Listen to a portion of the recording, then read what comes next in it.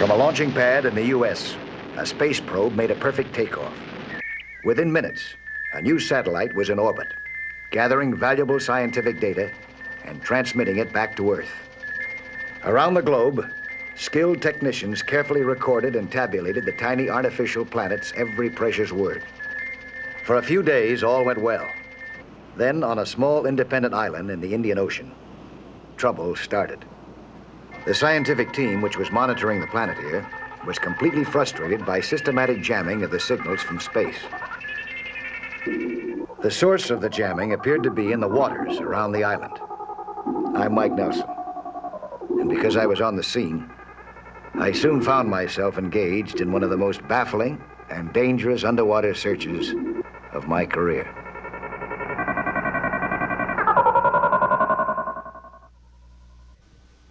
For days on end, I had the same experience while trying to track down whatever it was that was jamming the signals of our new space satellite.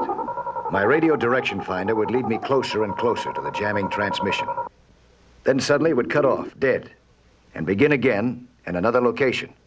My RDF indicated the new location was almost a mile away. Whatever I was hunting had apparently traveled that mile in a matter of seconds.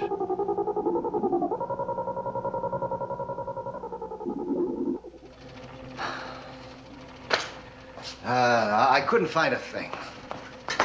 Not a thing. Yes, but you must have some theory as to where this interference is coming from, Ahmed. Yes, I do. But when I get to the place, the source seems to move a mile or two away. Just like that. Oh, impossible. Would you like to make a dive with me and hear for yourself? I'm not disputing your word, old man, but there's nothing on Earth that can move underwater just like that. Listen, there's some oceanographic ships that have been out there every day. Do you know anything about them? We have very little contact with them. Yes, and I must admit the countries sponsoring them haven't been what you might call over-cooperative. Let's suppose that they have one ship here, one over here, one here, and one here.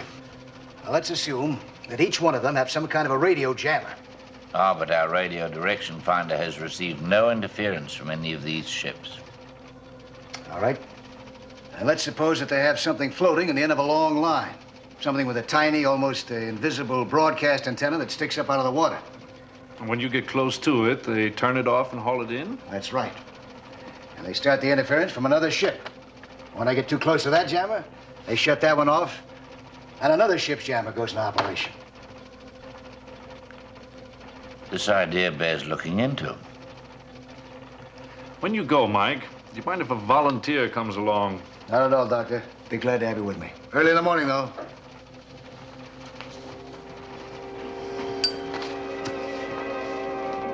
We waited till the ships of the oceanographic expedition rendezvoused late in the day. They moored side by side. Dr. Herschel and I swam quietly under them and began our inspection. Any type of underwater jamming gear would have to be attached to their hulls. We checked the hulls carefully. Nothing.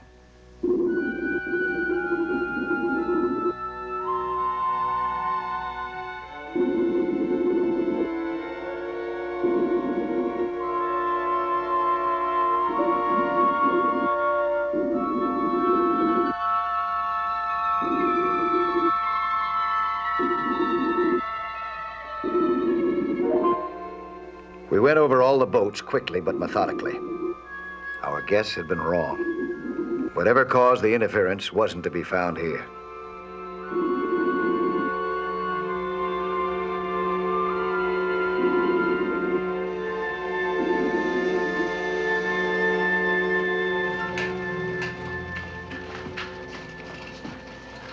We should be receiving the planet in a minute from now.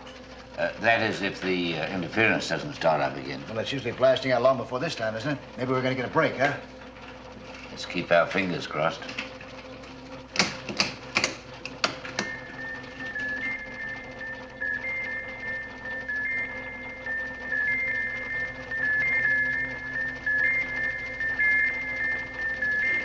It's about time those gremlins got off the airwaves. Isn't that beautiful? Beautiful.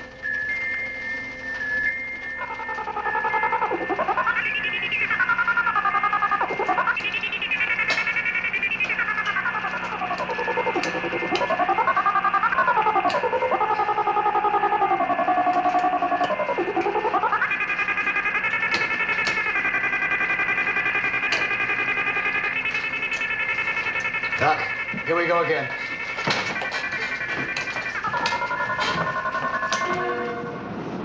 Our new plan involved a lot of effort, but it was systematic and thorough. I had gone underwater with the radio direction finder and homed in on a jamming signal as long as possible. When it stopped, I got a bearing on the new sound that started in the distance. Dr. Herschel and I marked the spot on the chart where I had lost the first signal. It was Dr. Herschel's turn now. He would repeat the same procedure that I had followed.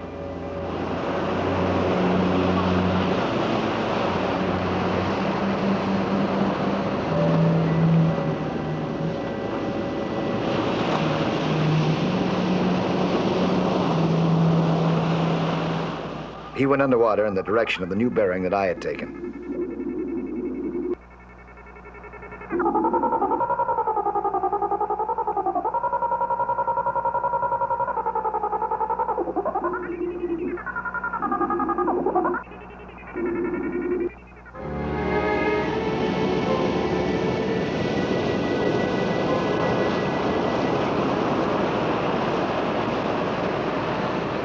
We kept at it most of the morning, taking turns diving and resting.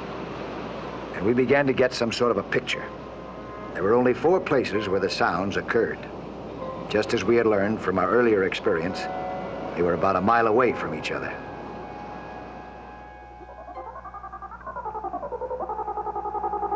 It was my last dive of the day. I was close to the jamming signal. The sound was at a peak, and so was the needle on my RDF. I knew that I was in the vicinity of one of the jammers, but I had no idea just how near.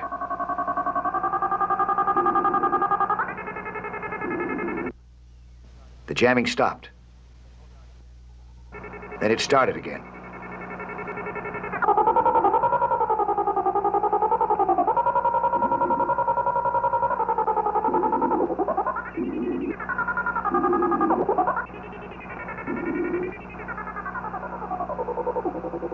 All of a sudden, I knew I'd found it. I started toward it, but I was never going to get there.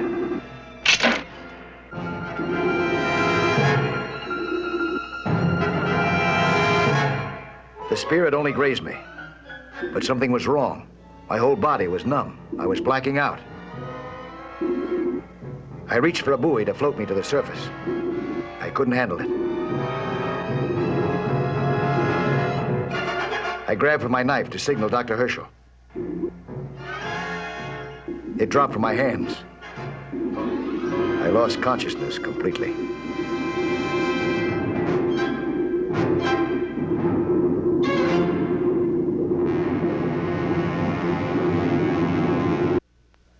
Dr. Herschel knew that I'd been down too long. He was searching for me.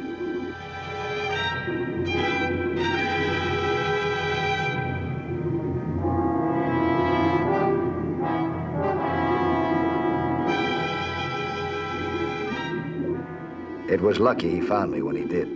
Another few seconds and I'd have drowned.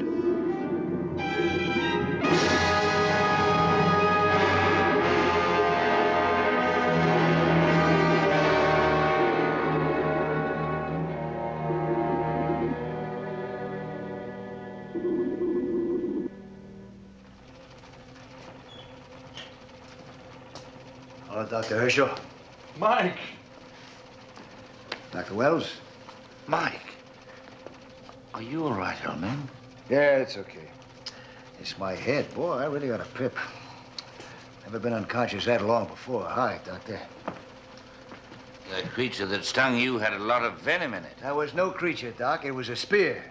Probably had some kind of a drug on it, too. Yes, but you also told us about some jamming coming from jellyfish on Leish's old.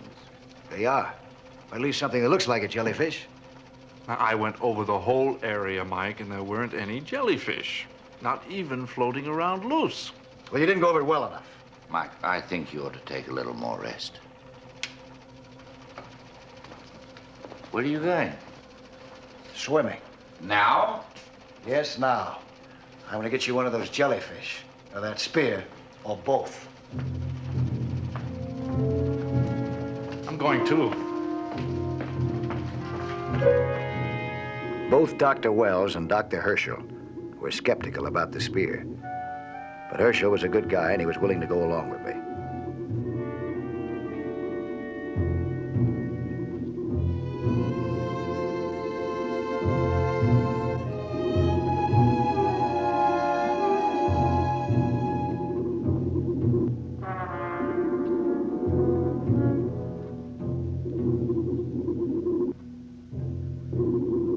We separated near the spot where I'd gotten in trouble to search the area systematically.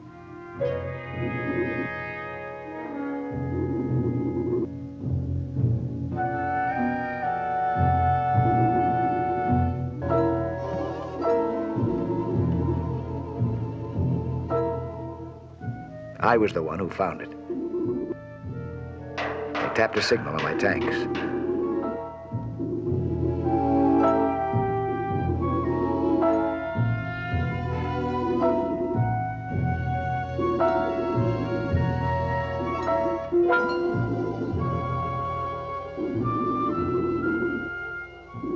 There was no doubt about it. This was the spear that had knocked me out. Now to take it topside and find out just why it had had so violent an effect.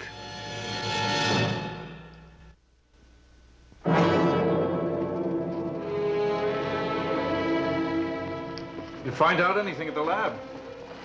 The spear was poisoned, deadly poisoned, enough to kill a man. It was extracted from a sculpin and applied to the spear with a waxy, waterproof mixture. I figure there's only one group around here with a marine know-how to come up with a thing like that. The oceanographers. We should make a report to the authorities. I've already talked to the governor. He's not prepared to take any action until he has more conclusive proof of an illegal act. How much proof does he want? The spear wasn't enough.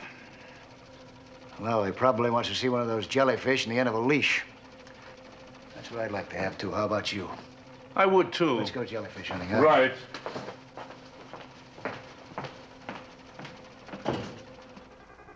We knew where to look on this trip. The thing, whatever it was no longer in operation at the spot where I'd been clobbered. But 3 others were, and we had no trouble now finding one of them.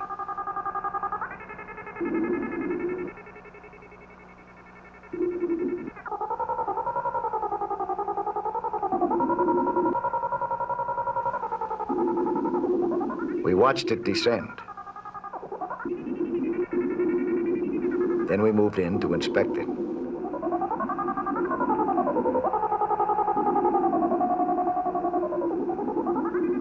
It did look like a jellyfish, all right. Now that it was down, it looked like a jellyfish on a rock. But the whole thing was clever camouflage. The jellyfish was man-made of plastic, and the rock was the device that controlled its ascent and descent, and probably sent out the jamming signal. Inspection showed it was easily portable. We decided to take it topside for a thorough examination.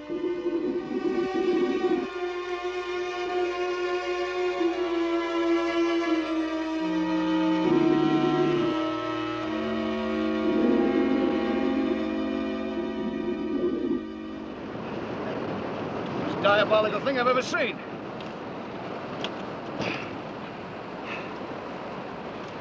Look at that. That's pretty ingenious, huh? Artificial jellyfish that floats a radio antenna to the surface, extending it clear out of the water. Gotta be a catch here someplace.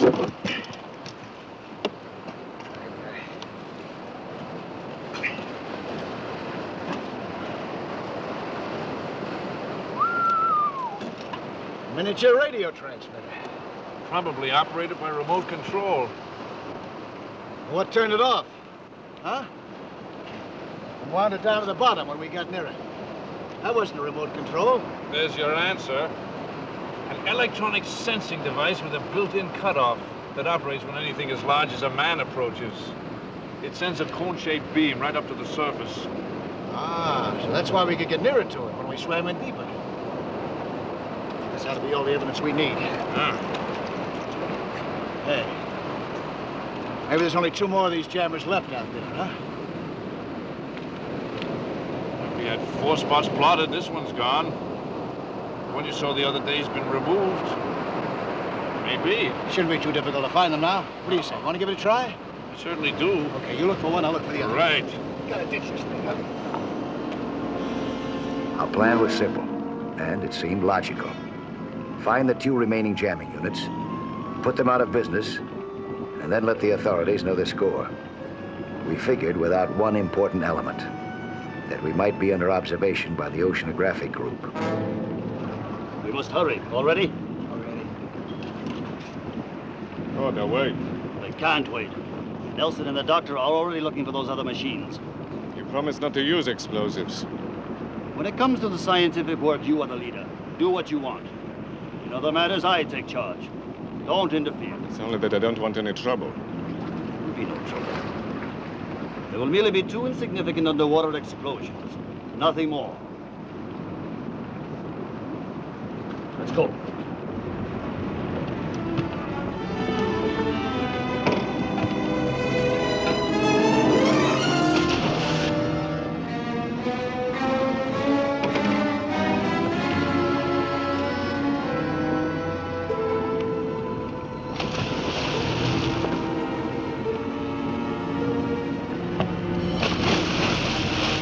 Dr. Herschel and I had to search for the jamming gadgets. The Oceanographic boys didn't. They knew exactly where to go.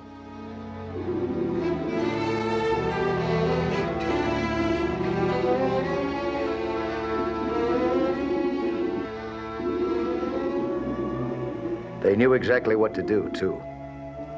This device was a booby trap, which could kill anybody within a few hundred feet. They armed it and planted it under the jammer so that a slight movement would set it off.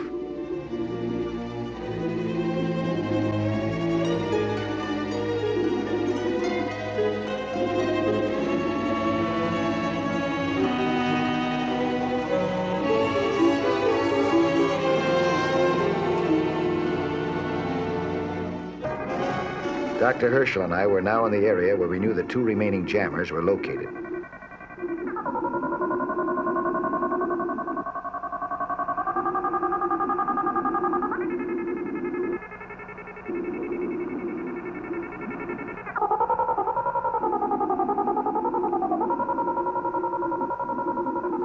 We split up, each heading for one of the jammers.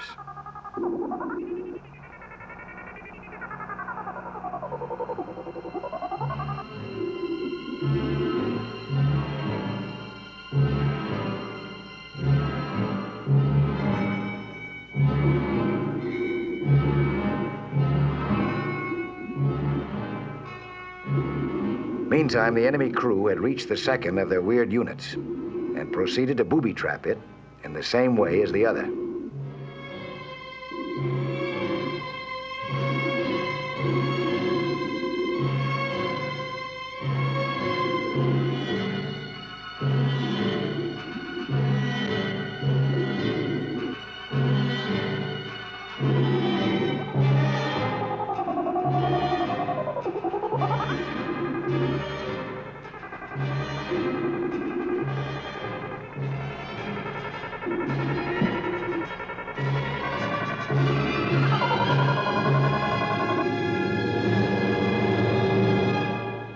When I found the first jammer, I went right to work on it. My intention was to put it out of business the simplest possible way, by breaking open the watertight seal, letting the seawater in to flood the delicate circuits, and short them out. I didn't know that I was within inches of blowing myself to bits.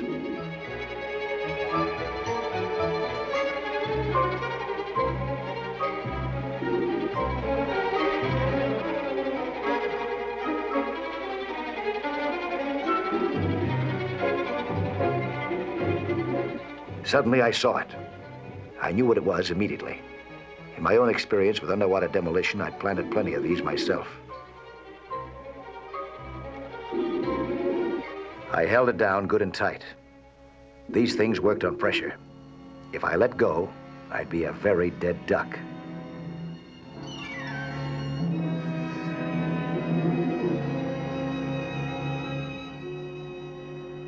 Very gingerly, I disarmed it.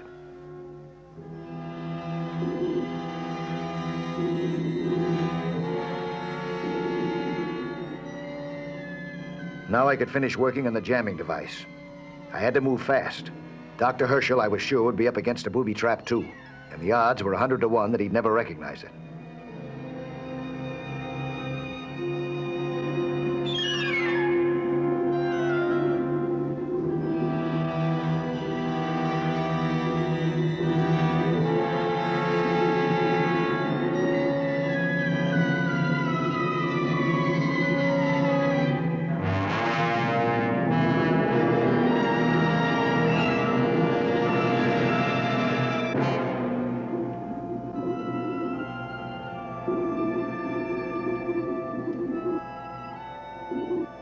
I tried with the RDF to get a bearing on the other jammer, but there was no response. That meant Dr. Herschel had already reached it, and it had stopped transmitting. Now it was more urgent than ever that I get there.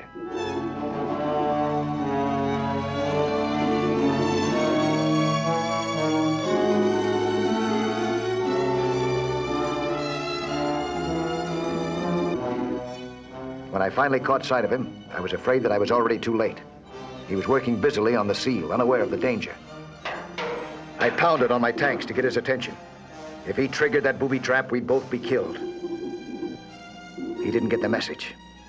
I darn near flew the remaining distance.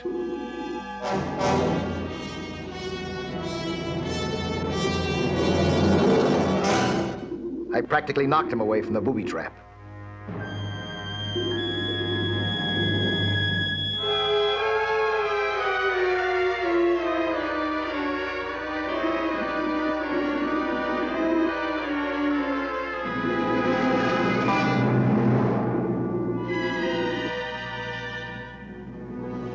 I breathed easier when I finally disarmed this baby.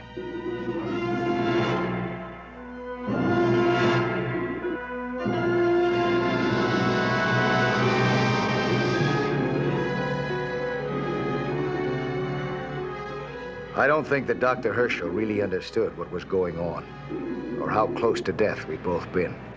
It was only later, after we'd gotten topside and were waiting for the man-made planet to come within our range, that I explained what he'd really been up against.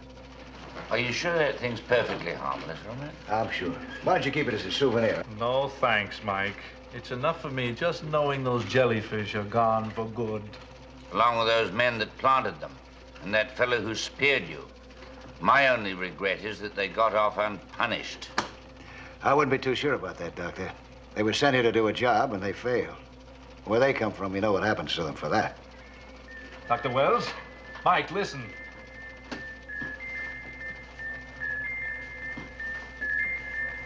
Our planet's coming in loud and clear. I could listen to that forever. Oh, you do that, Doctor. I'm gonna go pack. I'll see you all at dinner, huh?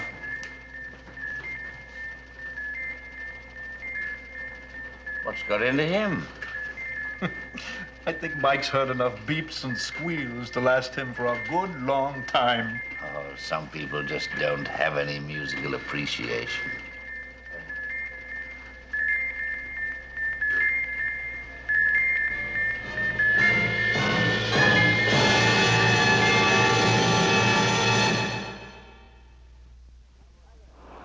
Hi there. I'm Lloyd Bridges. Skin diving is certainly a lot of fun, and it's full of adventure. See some more of it again next week, huh? When there'll be another excursion into that fabulous underwater world of Sea Hunt.